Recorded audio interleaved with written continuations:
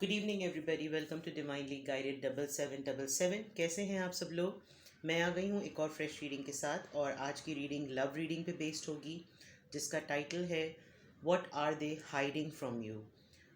यानी कि आपके और आपके पार्टनर के बीच में जिस भी तरह का रिलेशनशिप जिस फेज़ और जिस स्टेज में है, कौन सी ऐसी बातें हैं या कौन सी ऐसी फीलिंग्स हैं या कौन सी ऐसी ऐसी थॉट्स हैं जो आपके पार्टनर ने आपके ऊपर अभी तक रिवील नहीं की है। या ये भी हो सकता है कि कुछ ऐसा है जो आपके पार्टनर ने आपसे छुपाया हुआ है। तो ये एक टाइमलेस कलेक्टिव और जनरल रीडिंग होगी। जब कभी भी आप इसको देखेंगे, यह आपकी उस वक्त की सिचुएशन से रेजोनेट करेगी। तो वही मैसेजेस लीजिएगा जो आपकी सिचुएशन से मिलते जुलते हों। सारे मैसेजेस आपके लिए नहीं होंगे, बिकॉज हम बहुत सारे लोगों की एनर्जी में ट्यून इन होते हैं। तो keep an open mind. So without any further delay, let's start the reading. Please हमें गाइड कीजिए। Please give us cards.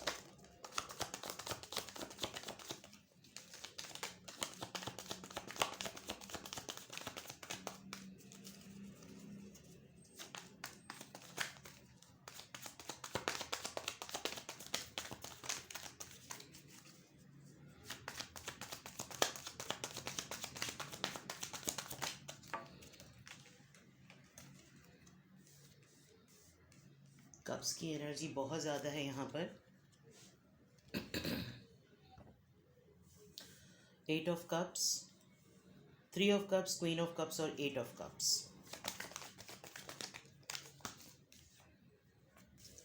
6 of wands. Okay,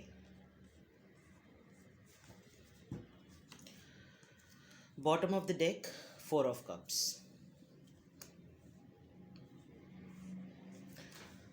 आपके पार्टनर आपसे क्या छुपा रहे हैं? आपके पार्टनर आपसे अपनी ट्रू जेन्युइन फीलिंग्स और इमोशंस जो हैं वो छुपा रहे हैं। शायद आप अपने पार्टनर को लेकर बहुत ही ओवरवेलमिंग और बहुत ज़्यादा उनको हायर लाइट में देख रहे हैं, जबकि आपके पार्टनर जो हैं वो आपको फ्रेंड जोन करना चाह रहे हैं। यहाँ ऐसा भी लग रहा है कि आप लोगों का ये रिलेशनशिप दोस्ती ही से शुरू हुआ और ये प्रोग्रेस किया। ये एनर्जी मुझे आपकी लग रही है। With the passage of time आपके पार्टनर ने ये रियलाइज़ किया कि आप शायद उनकी एक्सपेक्टेशंस और उनके स्टैंडर्ड से बहुत ज़्यादा बढ़कर हैं। With the queen of cups मुझे यहाँ पर बिल्कुल ऐसा लग रहा है कि आप एक बहुत प्योर, बहुत जेन्युइन, बहुत ही ज़्यादा इमोशनल, बहुत ही नर्चरिंग और बहुत ही वेलकमिंग पर्सन है। क्वीन ऑफ कप्स बहुत फोकस्ड होती हैं।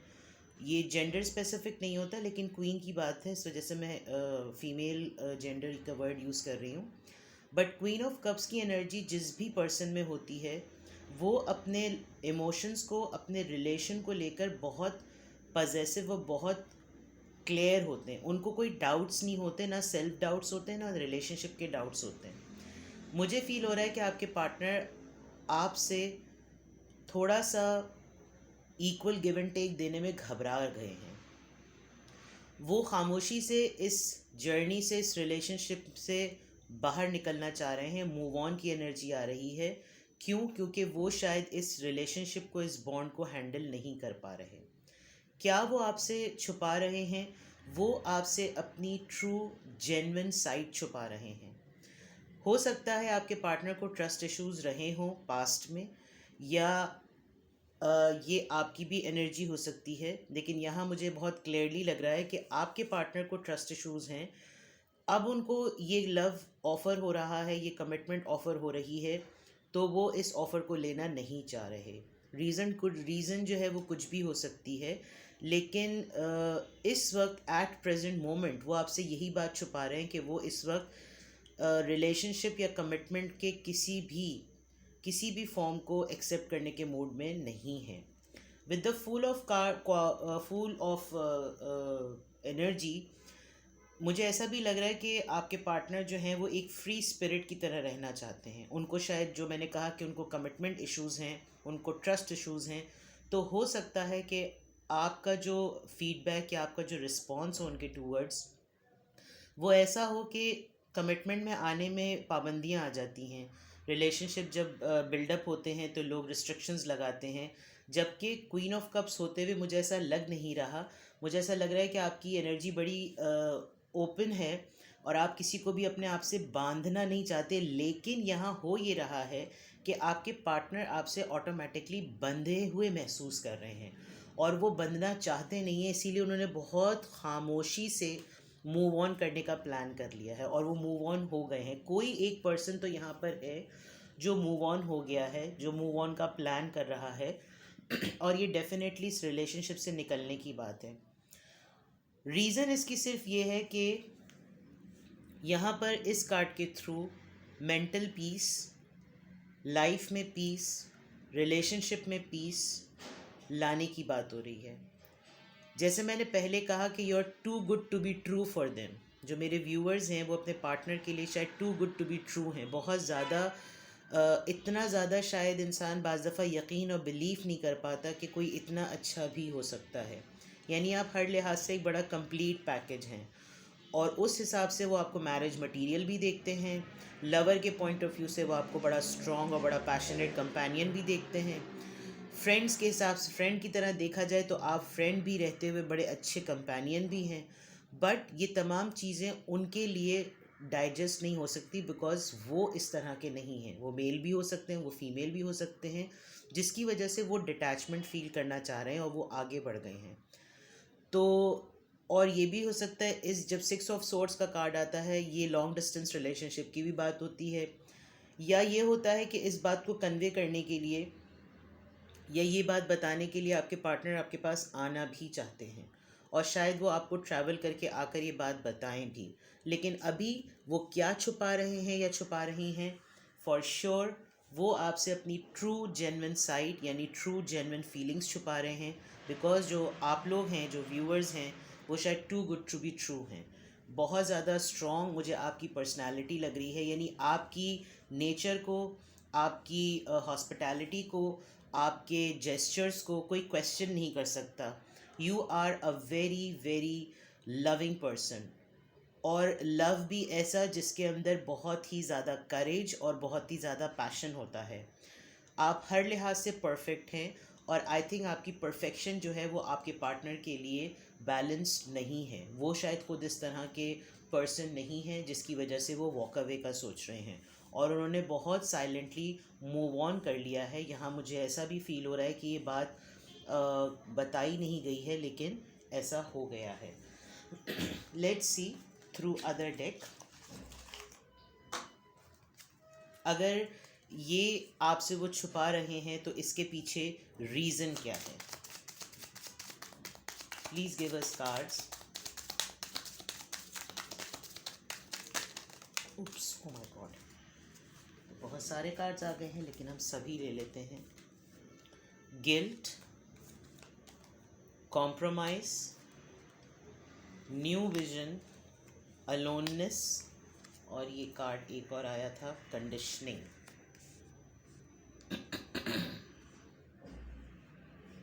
इसको मैं टॉप पे कर देती हूँ। ओके,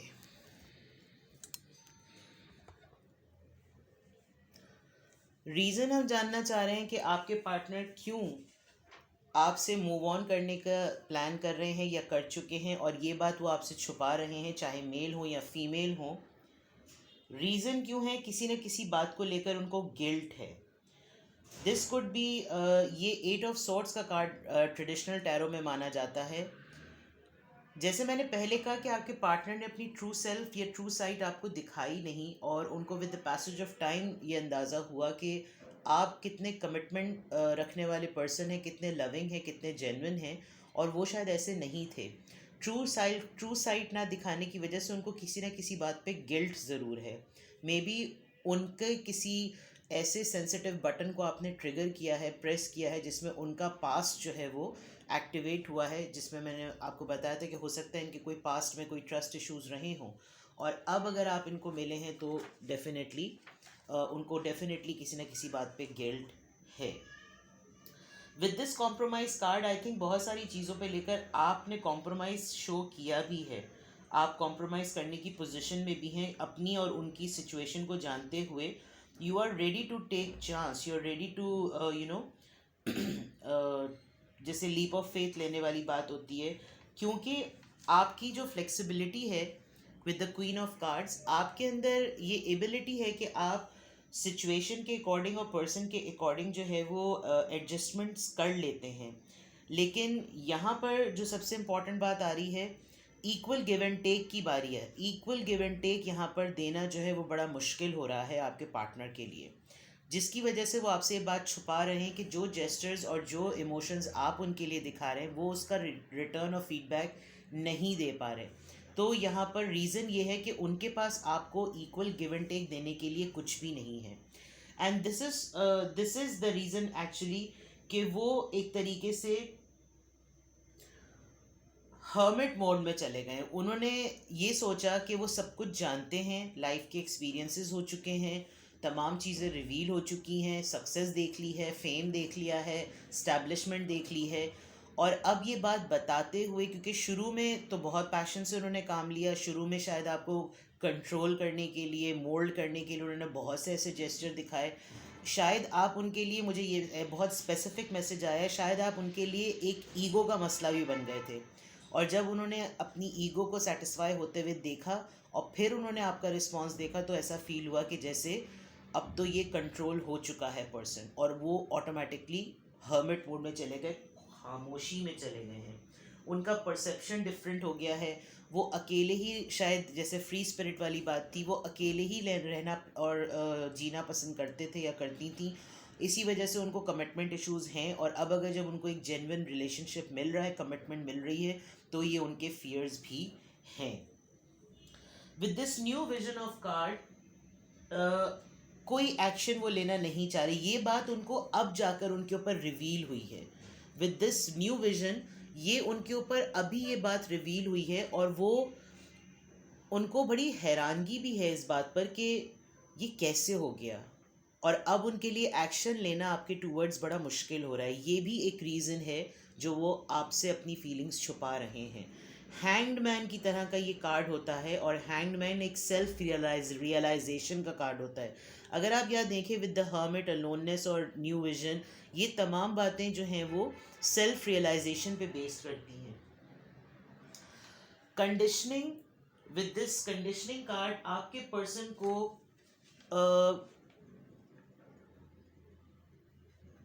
टॉक्सिसिटी में वो चले जाते हैं. विद वेरी सॉरी टू से, आप देखें ये इतने सारे शीप में इसने एक लायन का फेस पहना हुआ है, जबकि ये ऐसा है नहीं. Can you get it what I am saying? और ये चेन्ड है, मतलब ये आपको अपने साथ, इनको ईगो इश्यूज होते हैं. यानी हम रीज़न ढूंढना चाह रहे थे, जो मैंने बात कही थी, इनकी, आपने इनकी ईगो को किसी तरीके से हर्ट किया या हिट किया, जिसकी वजह से आप इनका टारगेट बन गए थे. और जब वो टारगेट अचीव हो गया, और वो टारगेट ऐसा अचीव नहीं हुआ कि इनको कुछ बहुत बड़ा आपके लिए करना पड़ा, आप तो बिल्कुल जेन्युइन पर्सन होते हुए आपने जेन्युइन रिस्पॉन्स ही दिया है. ये वो ऑनेस्टी और लॉयल्टी जेन्युइन वे में एक्सपेक्ट नहीं कर रहे थे. और लेकिन जब इन्होंने ये देखा कि ये पर्सन तो बाय नेचर, बाय डिफ़ॉल्ट, क्या ये तो इसके अंदर ये चीज़ें एम्बेडेड हैं, इन बिल्ट वाली बात है कि ये है ही पर्सन इतना लविंग और इतना नर्चरिंग, तो उनकी टॉक्सिक साइड जो है वो निकल आई. और फिर उनको रियलाइज़ हुआ कि आपके साथ कोई गलत अटेम्प्ट, कोई गलत यानी नेगेटिव फीलिंग्स, नेगेटिव इमोशंस आपको नहीं देने चाहिए हैं. और वो अपनी शैडो साइड को और अपनी डार्कनेस को कंट्रोल नहीं कर पा रहे, बिकॉज उनके साथ बहुत सारे इश्यूज़ हैं. ये भी एक रीज़न है कि वो आपकी तरह जेन्युइन नहीं है, जिसकी वजह से उन्होंने, जो मैं अब ये सारी रीज़न्स देख रही हूँ, उससे बिल्कुल क्लियर ये हो रहा है कि उनको आपके बारे में जो रिवील हुआ वो तो हुआ ही हुआ, लेकिन उनको अपने बारे में भी बहुत कुछ इस जर्नी में रिवील हुआ है. अपनी टॉक्सिसिटी, अपना loneliness, equal give and take और बैलेंस ना देना, मौके पे अवेलेबल ना होना, कोई एक्शन ना लेना, आपके साथ जो उनका बिहेवियर रहा उस पर रिग्रेट फील करना, गिल्ट फील करना, उनके अंदर करेज नहीं है ये सब कुछ आपके सामने एक्सेप्ट करने का। दैट इज़ वाई उन्होंने मूव ऑन का प्लान कर लिया है, और ये बात वो आपसे ना कह सकते हैं ना आपको बता सकते हैं, इसीलिए उन्होंने खामोशी से मूव ऑन करने का प्लान कर लिया है। हमारी रीडिंग जो है कि वो आपसे क्या छुपा रहे हैं, वो आपसे अपना मूव ऑन प्लान छुपा रहे हैं, और ये रीजंस ये सारी हैं। Alright, bottom of the deck, past life. मैंने अभी बात कही थी कि यहाँ पर उनको कोई ना कोई पास्ट में ऐसे इश्यूज ज़रूर रहे होंगे रिलेशनशिप्स को लेकर जहाँ पर उनको कमिटमेंट इश्यूज होंगे, और अब वो इतना जेन्युइन लव जो है वो अब, क्योंकि वो इंडल्ज हो गए एक्चुअली, वो घुल गए हैं, वो ऐसे हो गए हैं कि जहाँ पर उनका ये बिलीफ सेट हो गया है कि लोग जो हैं वो जेन्युइन नहीं होते, और जब उनको ये जेन्युइन रिश्ता आपकी फॉर्म में मिला है तो they are not at all willing to take this. Fears उनके डेफिनेटली हैं पास्ट लाइफ में रहते हुए। आप देख सकते हैं ये कार्ड कितना टॉक्सिक है, ये ओवरऑल एनर्जी भी निकली। हम रीजंस आइडेंटिफाई करे थे और ओवरऑल रीज़न यही निकली है कि उनके पास्ट लाइफ में या उनके पास्ट एक्सपीरियंस में इतने सारे लोगों ने मिलकर उनका ये बिलीफ सिस्टम सेट कर दिया है कि जेन्युइन लोग नहीं होते, लोग अपने मकसद के लिए होते हैं, लोग अपनी इंटेंशंस के लिए होते हैं, अपनी ग्रीड के लिए होते हैं। जहाँ इमोशन की बात आती है ये सब दिखावा और धोखा होता है, और यही उनका एक ओवरऑल उनकी एनर्जी है। लेट्स सी कि हमारे पास एनर्जी हीलिंग ऑरेकल से क्या एडवाइस आती है और क्या आपके पार्टनर फील कर रहे हैं, और फिर हम इसमें एक एंजल मैसेजेस लेंगे। Please give us cards.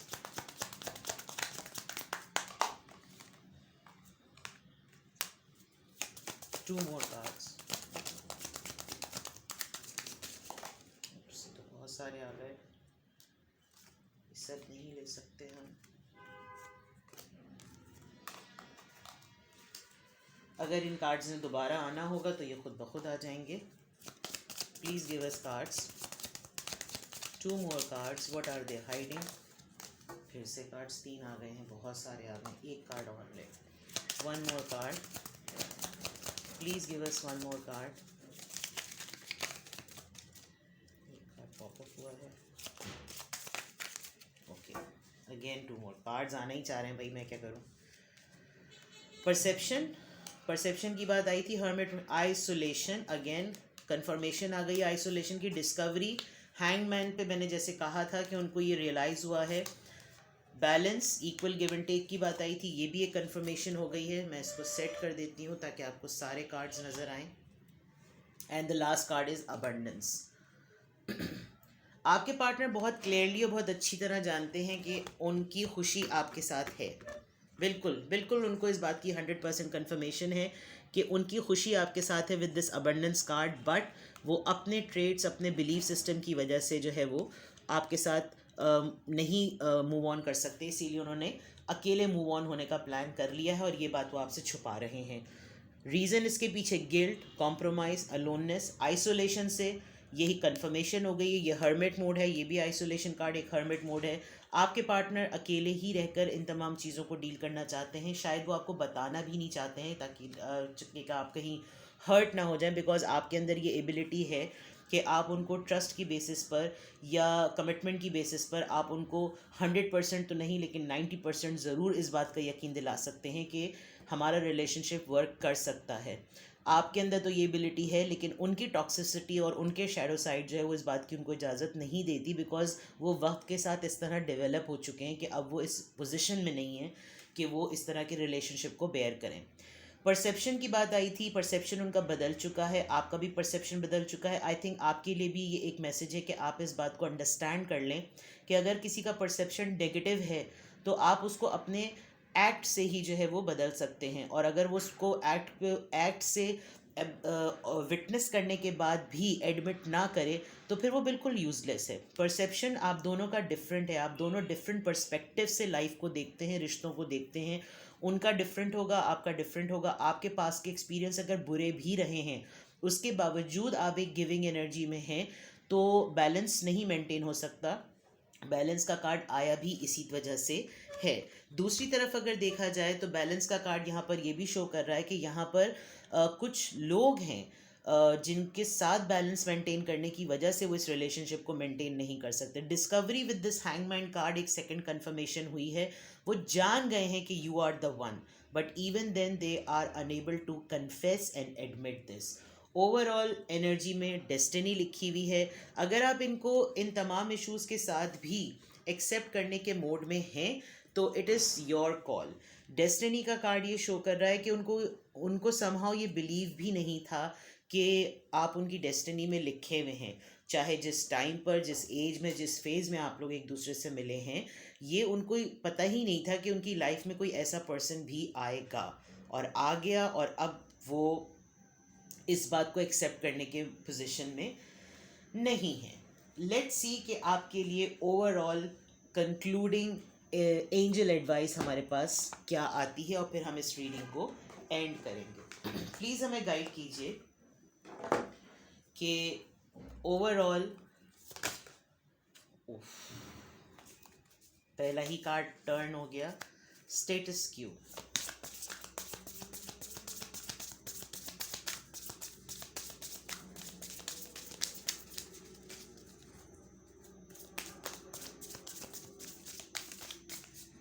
Please हमें गाइड कीजिए कि मेरे व्यूअर के लिए गाइडेंस ऐसी सिचुएशन में क्या है।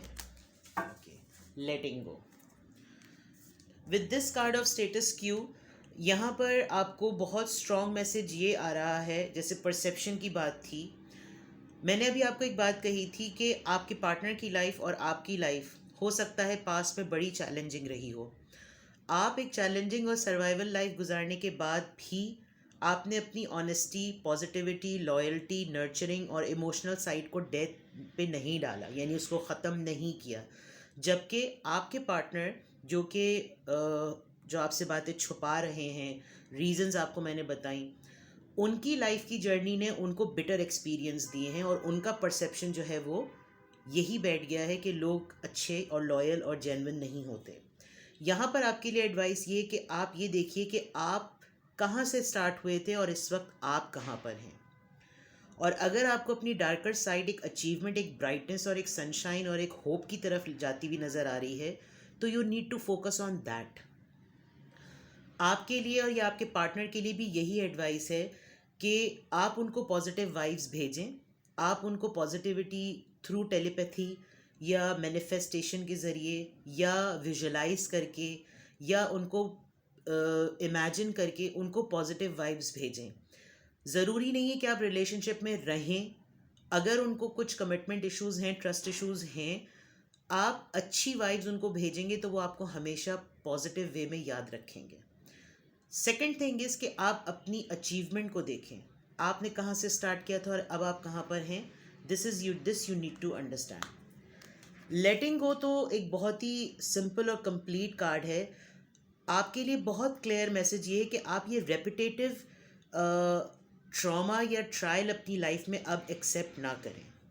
अगर लोग आपकी लाइफ में इसी तरह आते हैं, जाते हैं, और आपकी ट्रू जेन्युइन साइड को डिसरिस्पेक्ट और डिसरिगार्ड करते हैं, you need to leave them and move ahead.